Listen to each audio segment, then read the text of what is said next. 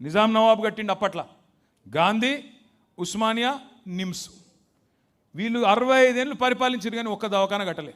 అదే కేసీఆర్ గారు 1 కాదు 2 కాదు 4 టిమ్స్ హాస్పిటల్ కట్టిండు. TIMS, Telangana institute of medical sciences.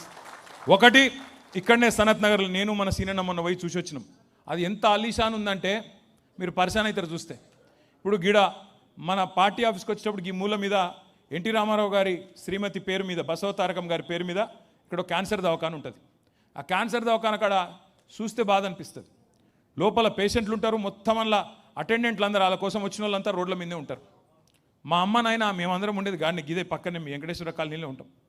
వాళ్ళు మా అమ్మ నాయన చూసేది ఎప్పుడు చూసారే, ఇది ఏంది రోడ్ల మీద వండుడేంది, ఈ ఫుట్పాత్ల మీద ఉండుడేంది అని బాధతోని ఒకరోజు బాలకృష్ణ గారు వస్తే ఆ క్యాన్సర్ హాస్పిటల్కి ఏదో ట్యాక్స్ రిలీఫ్ కావాలని వచ్చిండు బాలకృష్ణ గారు. కేసీఆర్ గారే చెప్పి, తమ్ముడు నువ్వు కట్టు, వాడు ఉండేటోళ్ళకు కూడా ధర్మశాలలు కట్టు అని చెప్పి జాగిప్పించి బ్రహ్మాండంగా ధర్మశాలలు కూడా కట్టించడమే కాకుండా అక్కడ కట్టించడే కాదు, ఇలా కొత్తగా కట్టిన టిమ్స్ హాస్పిటల్లో 1000 పడకల ఆసుపత్రి, ఒక్కొక్కటి 1000 పడకలతో పాటు అక్కడ ఉండే అటెండెంట్స్ కోసం కూడా 200 బెడ్లు సపరేట్గా ధర్మశాల కట్టించిన నాయకుడు కేసీఆర్ గారు.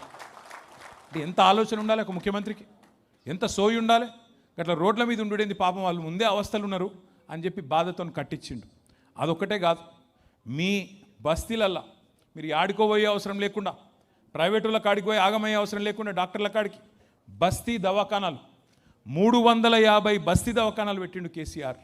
మీకు చిన్న చిన్న ప్రాబ్లమ్స్ ఉంటాయి, అవుతాయి, సర్దులు అవుతాయి, దగ్గులు అవుతాయి, జ్వరం వస్తుంది, రాదా, వస్తాయి. వచ్చినప్పుడు మళ్ళీ ఏదో డాక్టర్ కాడ పోయి 200 రూపాయలు 300 రూపాయలు మీరు కట్టుకునే అవసరం లేకుండా బస్తీ దవాఖానాలు పెట్టించి 350 బస్తీ దవాఖానాలు పెట్టించిన నాయకుడు కేసీఆర్. హైదరాబాద్లో వైద్యం కోసం పెద్ద దవాఖానాలు అయితే టిమ్సు, చిన్నగా 350 బస్తీ దవాఖానాలు.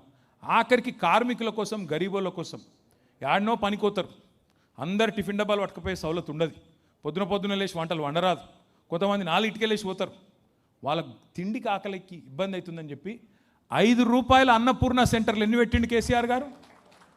జానారెడ్డి గారు కూడా పోయి తిన్నాడు రోజు, జానారెడ్డి గారు కూడా పోయి తిన్నాడు ఎట్లున్నది తిండి అని చెప్పి.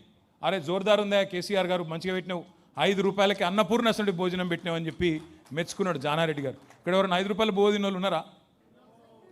నేను కూడా తిన్నారా భయ్, జోర్దార్ ఉంటుంది, హరే రామ హరే కృష్ణలు చేస్తారు. ఎందుకు చెప్తున్నా అంటే, ఒక మనసున్న ముఖ్యమంత్రి ఉంటే, గరీబోళ్ళ మీద ప్రేమ ఉన్నోడు ఉంటే గట్లుంటుంది. రేవంత్ రెడ్డి వచ్చిండు, మనం అన్నపూర్ణ అని పెడితే, అన్నపూర్ణ మా అమ్మ పేరా, మా చెల్లె పేరా, నా భార్య పేరా? అన్నపూర్ణ అంటే దేవత. రేవంత్ రెడ్డి రాగానే ఏం చేసిండు, అన్నపూర్ణ పేరెత్తేసి ఇందిరామ్మనట.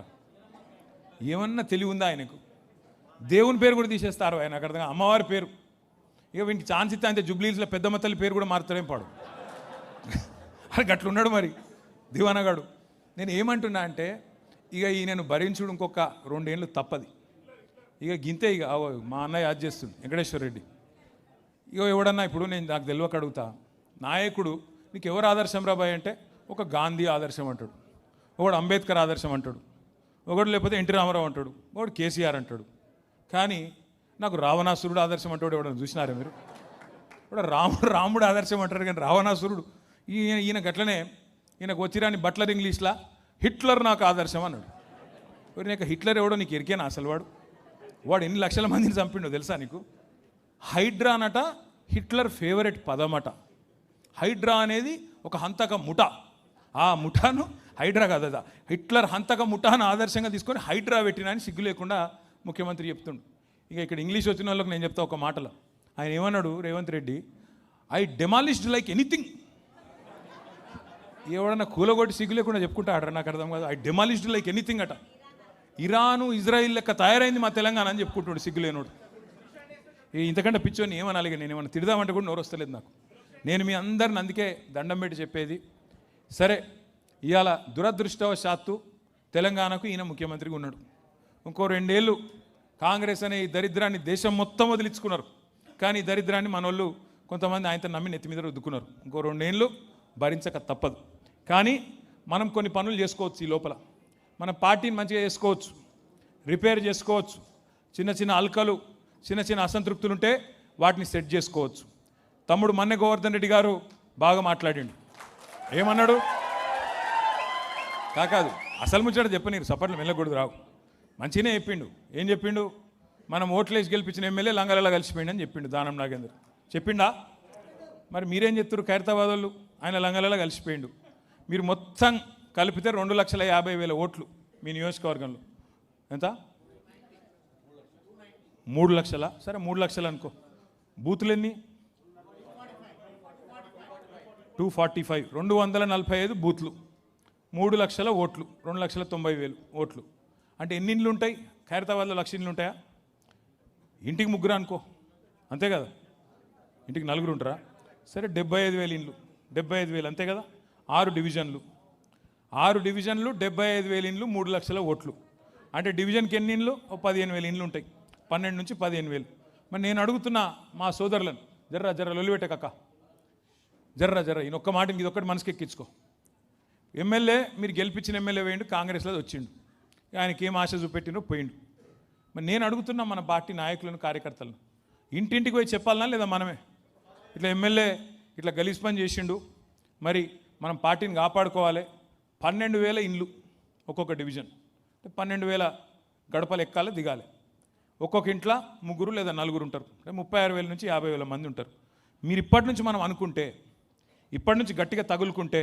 ఎందుకంటే మీకు తెలుసు నాకు తెలుసు ఎమ్మెల్యేగా ఇక్కడ పోటీ చేసిండు గెలిచిండు పార్లమెంట్కి ఎక్కడికి వెళ్ళి పోటీ చేసిండు చేయి గుర్తు మీరు చేసిండా లేదా అది కండువ వేసుకొని తిరిగిండా లేదా మరి రేపో మాపో పీక్తుందా లేదా పదవి పోతుందా లేదా పక్కా జాతా ज़्यादा वक्त नहीं है पक्का जाता खैरताबाद में इलेक्शन बहुत ही जल्द आ जाता जल्द से जल्द आता మీరు అందుకే నేను చెప్పేది దయచేసి ఇప్పటి నుంచే మీరు చాలా చాలా స్పిరిటెడ్గా చాలా హుషారుగా మీరు ఎక్కడికి ఏ డివిజన్ కా డివిజన్ పని చేయాలని శ్రీనివాస్ యాదవ్ అన్న చెప్తే ఉత్తగానే ఆయనకు పని లేక చెప్పలే ఇది పెట్టుకొని మనసులో పెట్టుకునే చెప్పిండు ఆడ ఎలక్షన్ వస్తుంది మీరు మొత్తం తిరుగుతామంటే నడవది ఎవల డివిజన్ వాళ్ళు గట్టిగా చేసుకోండి ఎందుకు ఇది ఇంపార్టెంటు ఇప్పుడు మీకు 245 బూత్లు ఉన్నాయి మీరు ఏ బూత్ కా బూత్ శ్రవణ్ గారు ఒక మాట అన్నాడు కాన్స్టిట్యున్సీకి ఎమ్మెల్యే ఎట్లనో బూత్కు బిఎల్ఏ అట్లా అన్నాడు మరి ఏ బూత్ వాళ్ళు ఆ బూత్లు అట్లే అనుకున్నారు అనుకో కేసీఆర్ ముఖ్యమంత్రి కావాలి ఖైరతాబాద్ మీద గులాబీ జెండా ఎగరాలంటే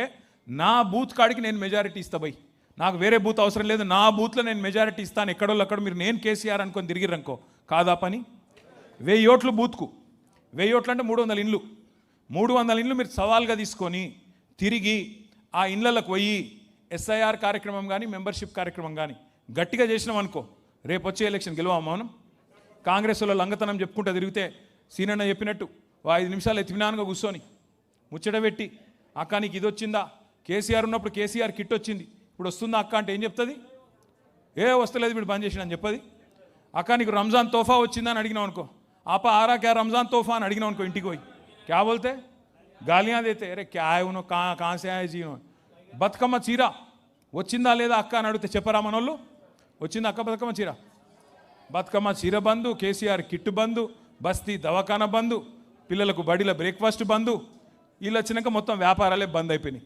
ఇవన్నీ నువ్వు అవి కూర్చొని ముచ్చట పెడితే ఆటోమేటిక్గా ముచ్చట వెళ్తుంది అందరు మంచిగా మాట్లాడతారు ఇవాళ పంట కోతకొచ్చింది కోసుకునే తెలివి ఉందా లేదా అనేది మన చేతుల్లోనే ఉంది అందుకే బిఎల్ఏలుగా నియమించబడ్డ వాళ్ళు ఇక్కడ బిఎల్ఏలు ఎవరెవరు ఒకసారి చేయలేవటారు బూత్ లెవెల్ ఏజెంట్లు 245 బూత్లకు ఏజెంట్లు ఎవరో నియమించబడ్డారో ఒక్కసారి అందరు చేతులు ఎత్తండి థ్యాంక్ యూ మీరందరితో నా ప్రార్థన ఏంటంటే కొంతమంది శ్రవణ్ గారు